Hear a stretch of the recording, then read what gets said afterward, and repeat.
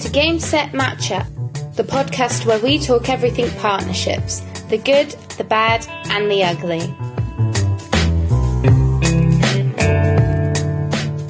Hello everyone, I'm Carl Busby, your host of Game Set Match Up, the #1 partnerships podcast, and we are back with another episode.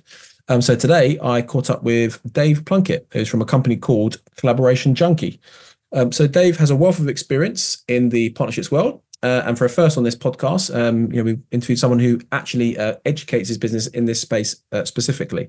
So the two core things that Dave supports on at Collaboration Junkie is like referrals and strategic referral partnerships. By using proven strategies, techniques, and frameworks, he's helped lots of businesses develop strategies which allows them to target and form partnerships that deliver, the ideal clients that they're looking for. We delve into what a gold star partnership looks like for Dave, and also some top tips on getting into the partnership space if that's what you're looking for. As always, remember you can find out more about Finder and how we are helping businesses to secure discovery calls with vetted decision makers by hitting the links in the description. Enjoy this week's episode. Okay, hello everyone, and welcome to Game Set Match Up. So this is the podcast where we discuss all things partnerships. Maybe you're new to the partnerships world, maybe looking for a bit of advice how to get started, or you might be an experienced pro in the field, just looking for inspirational direction. Whichever one, we thank you for tuning in. I'm your host, as always, Carl Busby. So please welcome our guest today. We have Dave Plunkett from Collaboration Junkie. Hello and welcome, Dave. Hey, Carl. Hey, listeners. Thanks for having me on. Yeah. Thank you for coming. So just to start off, this is our last episode of season 5. So just great to have you on. And as always, we like to start off with our guests.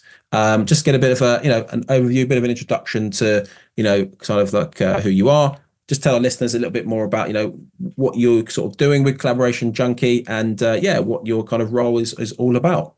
Okay, cool. So first off, my main job is trying to keep a handle of my 3 kids, who are pretty much 10, 8 and 2. So that keeps me busy and a lover of things, as you can see. A job in itself. Background.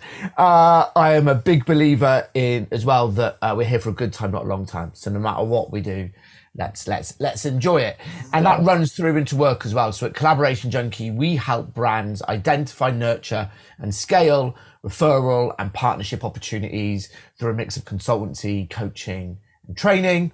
And for me, the difference between the two, for me, the partnerships bit is still referral partnerships. So it's working with other brands that have the same shared end goal for the customer, match your values. So you're creating ecosystems where everyone gets value, but at no one's expense. So that's the partner bit for me. Yeah. I class referrals as your customers, your clients, your wider network. Just how can you be more intentional but more natural about that? I don't really do affiliate stuff. I'm not anti-affiliate, right? But not all, but my skills really come in how you leverage really trusted, close relationships. That's the piece I excel in. And I honed that with a background in business membership. So I worked for the Chamber. I then ran my own membership organisation, which we grew to a couple of thousand members, almost entirely through referrals and partnerships. Yeah.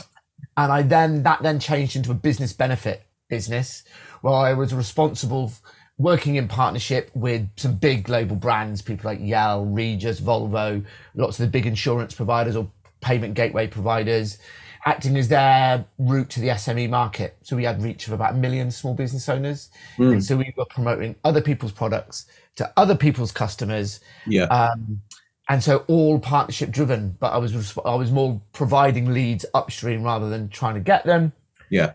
And then when I got miserable running that business, decided to do something of my own. And I looked at what I knew loads about, and it was partnerships and referrals, and so just before COVID launched Collaboration Junkie. So that's me in a nutshell. Yeah, no, that's amazing. I was just gonna ask, because I like to ask guests like kind of how you sort of fell into the role. You kind of touched on that there in terms of how you came from the business stuff. So, and obviously now again, I mean, it's quite obviously brave to be going and doing something obviously on your own, like basically doing your own business. How has that sort of been in terms of like obviously getting it set up and just like doing it on a day to day.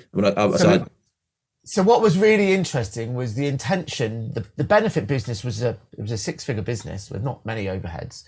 I was just miserable running it because it was so process driven. Right. And it wasn't my thing. I wanted to build a business of my own design. The intention was to let that one dwindle down because it was a recurring revenue business while I built the consultancy up. But a little thing called COVID happened 2 months later and wiped out 95% of the revenue in the other business. So, because we were too reliant on a handful of key partners and clients, which I knew, but I hadn't known anything about. And so it put a bit of a rocket up my ass in terms of designing products and services and everything else. But in hindsight, the role I'm doing now is the one I'm meant to be doing. I absolutely love it.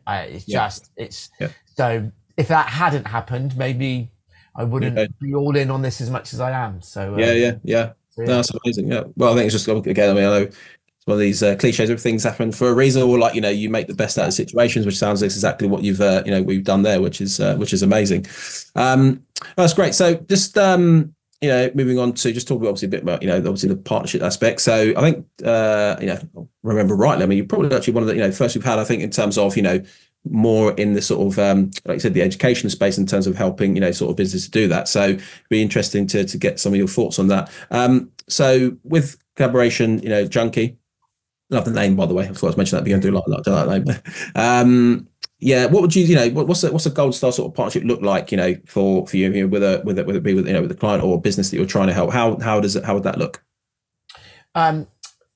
So I think it goes back to that kind of ecosystem piece I mentioned at the start, right? It's a partnership where essentially everyone is getting value at no one's expense. So the end customer is getting a better experience all the way through their journey. I talk about customer value chains, right? You've got customer with a problem over here and you've got the solution over here, and they visit multiple people on the way to that end solution, right? It's the whole thing of no one buys a drill, they buy a hole in the wall, and they're not even buying a hole in the wall, they're buying the shelf, and they're probably even buying the peace and quiet from whoever wants them to put that shelf up, right? And my thing is, if you can just make that whole journey as smooth as possible for the customer, that's making it better. That's making life more enjoyable, right? And great partnerships are people where they do that. They just seamlessly roll in, which delivers a better all-round experience. And that's why I believe it's so crucial for the really best partnerships, because you're talking gold star here. There isn't just a match in audience and the kind of the practical aspect of where people fit in that chain, but there's a values match. Because if it's all about that experience, well, then the values and there needs to be an alignment there, because that runs through to how you treat your customers and the tone of voice in it.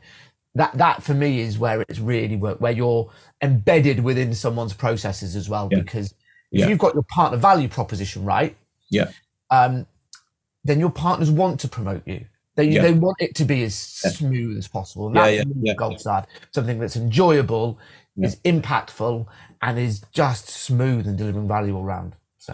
No, I love that. I think obviously values, obviously one that does come up quite a lot, but it is such a big thing. It's also, I think, obviously trust bit in there as well. I mean, we all know things don't always go according to plan. With stuff, that's life. That's how things work. But obviously for something to work well, all I said, if things don't obviously go so well, you've got that trust that person's not just going to disappear and leave you to pick up mess, which it does happen. So I think the value and trust. Yeah, absolutely. One of my it comes up a lot. So I have a framework for partnerships. Dance is my framework, which is discovery, which is the partner value proposition and all that piece. Assembly, which is the systems. And I always say there, the systems bit doesn't win you partnerships, but it keeps you them, because it's that trust bit. It's deliberate. It's the structure of the partnerships. Nurturing, which is all about the partner communications. And on that trust bit, I always say, if something's gone wrong, tell the partner. The partner should hear it from you first, not the customer, right? I think that speaks to that trust bit, that open and honestness. And then connection. And then C is connection, which is how do you support your partners to connect you to their audience, sales support, and then E is engagement. How do you go out there and get them? But I think that trust bit's absolutely crucial. It doesn't win you partners, but it keeps you partners, and that's what we're looking to do at the end of the day. Yeah, that's amazing. I like that dance. That was very. I'll play that back later. That's pretty cool. That. Cool. Yeah. So as I said, alluded to just a little bit earlier, I said, I think it was one of the first sort of guests we've had who kind of, is working that sort of more sort of education part of the partnerships. But how would you say you've, seen businesses sort of focuses change, sort of over time? And, I guess obviously, for yourself, like how have you sort of, evolved to help, and sort of guide those businesses in, with partnerships? Yeah. So the evolution piece, my evolution piece is an interesting one because that dance framework is 90% there to be a book. Yeah. But it's been like that for about a year and a half. And it's because every single time I work with a client, or every single time I do a talk, and I do loads of speaking, someone asks me a new question and I'm like, I've got to add that into the framework, right? So, and so I need to just get the book out and then do a revised version because it will never be finished. Yeah. But in terms of other people's focus, I think, so I do quite a lot of work in the service space, particularly around agencies as well. And I think there's this realization around the amount of work that goes into setting up a partner program. Like there's a lot of work to do that initial setup if you're going to do it right. And then once it's there, like it pays dividends, and the compound effects of it are huge because there's, you've got the software kind of side where like partnerships have been embedded, channel sales and tech and all that. It's there, it's ready, and they're very systems driven. I think in the service space, there's a bit more of a realization that it isn't just about shaking someone's hand and then the partnership's just happening, because they don't, right? You've got to do the work. You've got to do that joined up bit. But then equally from the more kind of tech side, I think there is this, and maybe this is the piece with AI coming in and everything else. I think there's been a tendency in the past to over automate partnerships. We don't need to speak to our partners. They can get everything they want from our dashboard, right? Which is great. Awesome that they can do that. But sometimes that's perceived value rather than actual value, because at the core of a partnership, people. And I think 100%. I'm all for using AI, by the way, and automation and templates in the right place, right? In the right place, updating dashboards, giving people live info, keeping people up to date on progress. That could all be templated. But just don't forget there's a bloody relationship at the core, because that's where you get more opportunity. Be curious, and so I think that from one side, people becoming more process driven, from the other side, people realizing there is still this human piece there, but the amount of work it takes. So I suppose the biggest evolution for me with my own clients is working with them for longer periods, because I go in and go, right, here's all this stuff to be done.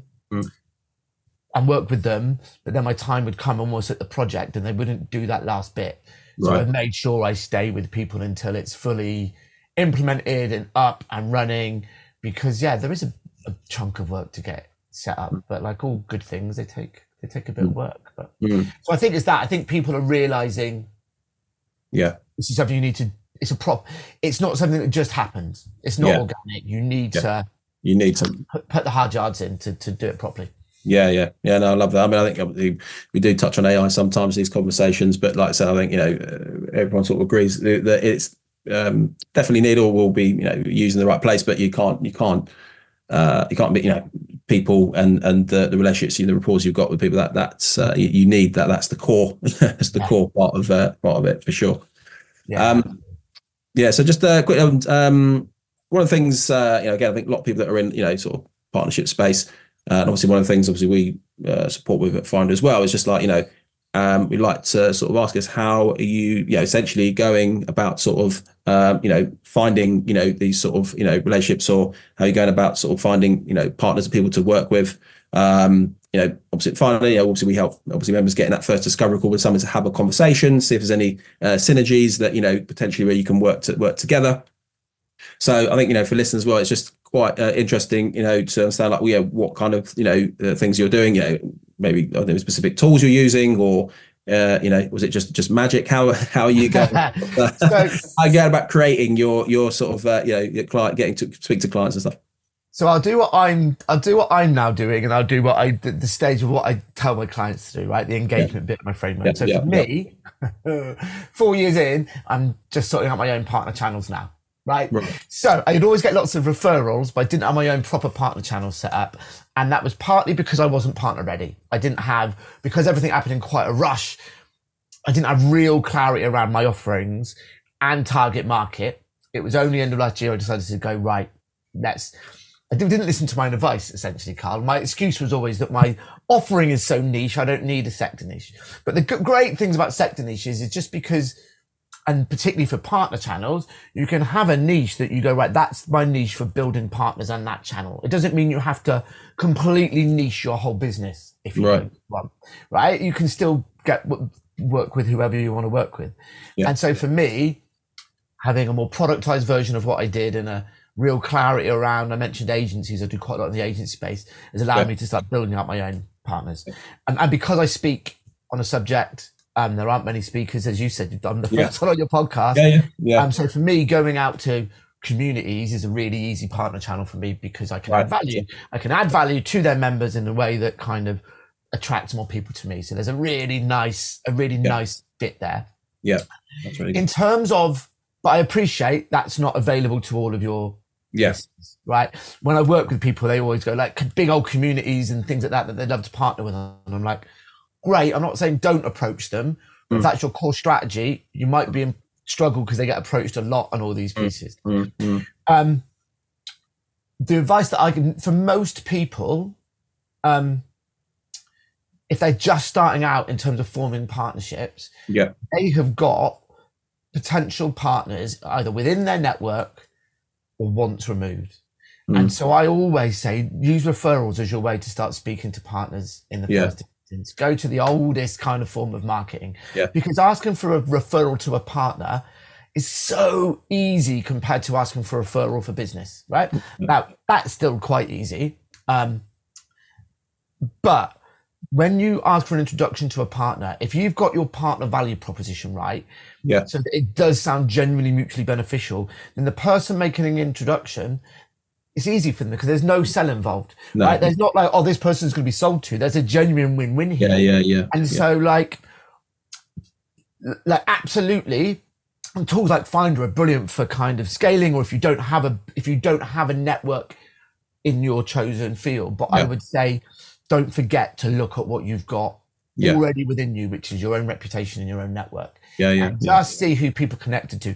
And a nice one is if there's someone in your network who's within your partner demographic, but maybe you feel a bit icky asking them to be a partner for whatever reason. Maybe you've got too close a relationship, you don't want to come across as sales or whatever, salesy, asking for help. This is a really nice one if you're just building a partner program, because most people are nice people. Right, Carl? Like, despite what the world tells us, most of us are pretty decent people. And if you ask someone for help, they'll give it to you, typically. You've stroked their ego a bit, and people like to be feeling important, but also people are nice. And if you do that, if you're at the start of your partnership journey and you do that, then one of two things happen. You get good feedback on how you're setting up your partner program, how you're pitching it. And then that person either maybe becomes a partner, or if they're not going to, they'll know other people like them that they can introduce you to. And so for me, that's how I would, but it comes from having a really strong partner value proposition. Really understanding that customer value chain and who do you make look great in the eyes of the customer. It all comes from having, from that piece, I think. No, I really like that. I think a bit just at the beginning there about, trying to get obviously a referral, and it's not basically, it's not going to be a sale because it's something that they, actually is going to work beneficial for both people. So it's an easy way to, to put in. There's not this pressure of like, like I said, they're just trying to sell it to a transaction. So I think that's really, really good. It makes it really easy for people who network. So if people who are out there networking, then looking, so instead of going, I'm looking to work with these people, e-commerce retailers or whatever it may be, actually going networking, looking for partners, way easier. It's a because you can still say who your end client is. It's just a really soft way of doing it. So cool. And so talking quickly, I think you kind of alluded to it a little bit, sort of touched around, you said like what you would have sort of said to yourself earlier. So we do like to ask guests, again, just, any sort of, a little bit of advice, think back to when you kind of was first sort of starting out, what it feels, the kind of stuff you were doing, any advice you'd probably give yourself back then. That was doing one little thing that you think is could make the difference. It's easy. Well, I got to. So that I think we can always be braver, right? Yeah. And that's a constant one, but it links to the overriding one, which is go with your gut. There is still this thing around partnership. There is this human interaction of go with your gut. And I learned that in my membership days with a couple of partners that we brought on board where like just had an uneasy feeling, but the offer was great. So we did it. And yeah, they lived up to what we thought they were going to do. Right. Yeah. And luckily we had a strong enough relationship with our members to sort that all out. Yeah. But yeah, go with your gut. That's the biggest one is if something doesn't feel right. Yeah. It normally isn't. Doesn't mean you have to cut all ties, but just listen. Yeah. No, I love that. I think, obviously, I think that like you said, just linking it in as sort of being sort of brave, which obviously when you are, first thing out, it's probably one of those things that maybe not so, but that's the whole point of like, that's the advice you give yourself to, to do it, so just to try and be brave. Cool. Just quickly as well, just, talking about the future, and also, we did obviously touch a bit there about with AI and stuff, just what do you think kind of the future sort of holds, just for, businesses and just in that general, like in the partnerships, space. And then, is there anything you think that obviously you'll be doing with Collaboration Junkie to, feed into that at all? So I think it's a really exciting time for partnerships. Like it's always been there. I think COVID and the collaboration kind of all the time kind of accelerated some of it. And I think what it's really powerful, really powerful for, and it ties in with the modern ways of working, is smaller, innovative businesses coming together as collectives in a slightly different structure to be able to go for bigger business and bigger work because there's this joined up piece. There's still work that has to be done for those collectives to work because egos need to be put aside and all that stuff. But I think it's a really exciting time. And particularly where for innovation and everything, I think the fact that I mentioned kind of tech and software earlier, the fact that those partnerships seem to be much more humanized now is only good for innovation. So I think it's a really exciting time. I think partnership managers as a role, I think is obviously going to be seen as to be more and more important. Quite a lot of the time it was either a customer focused salesperson or a really good person in customer accounts who just got moved to partnerships. So I think there's going to be more and more support for partner managers. And that's, if I talk about how I might evolve, then I think almost all my work at the moment is around helping businesses directly with their partnership strategy. There is something in the offering where I think I'll be doing a kind of peer support type group for new partnership managers to come together and learn and support. So I think that's the evolution for me personally. I think is directly supporting people in those in those roles. So. Oh, I love that. Oh, it's just something that's good to hear. As you think, like you said, it's exciting time. I think, again, partnerships just as just obviously in general. I mean, whether it be like the bigger business, small business, a lot of people are merging together, or trying to work together, whereas like I said, years and years ago, that just probably wouldn't have happened. People just not, it was always like, no, this is our line and we just want to keep everything house. And like I said, I think people just realize it just doesn't, long term just doesn't work. Well, in terms of scaling and stuff. Yeah, magic happens, right? And there's a lot of problems that need solving in the world, and collaboration and partnerships goes a long way to that. There's some really exciting stuff happening. We don't hear about it anywhere near enough. So. Yeah, no, I love that. Cool. And then just on to our final questions, a little bit of a bonus question. We'd like to ask, obviously because we're all about partnerships. If you could partner with any particular person or a business, anyone in the world, who would it be and why? Okay, right. So from the there's a bit, I would love to work with someone doing amazing things for the environment, right? Because the best way I can make an impact is to help someone else in making an impact. But really, I thought about this. I thought, would it be Star Wars? Would it be Lego? Lego are like partnership masters, by the way. I've done some content. They pick their partnerships so well. But one that could actually happen and I could actually add value, football up there, it'd be Man United. It would be Ineos coming in, if they're forming a business club and a community, then partnering with them to add value to that. Yeah, that would be my dream ticket. So Jim, if you're listening, I'm here ready and waiting for the call. So I love that. Well, I said we'll do what we can to put a little shout out when it goes out. Can't promise anything, but we do try. Listen, I absolutely love having a catch up. Really appreciate you coming on, just talking about. And as I said, first person we've kind of had in that sort of educated space. Just been really good to get your views and experiences. So yeah, just thank you very much for coming on and being a guest. Thanks for having me, and thanks for listening, people. Amazing. All right, thank you. Thanks for joining this week's Game Set Match Up. Tune in to hear more about the need to knows and the do's and don'ts when it comes to creating successful business partnerships.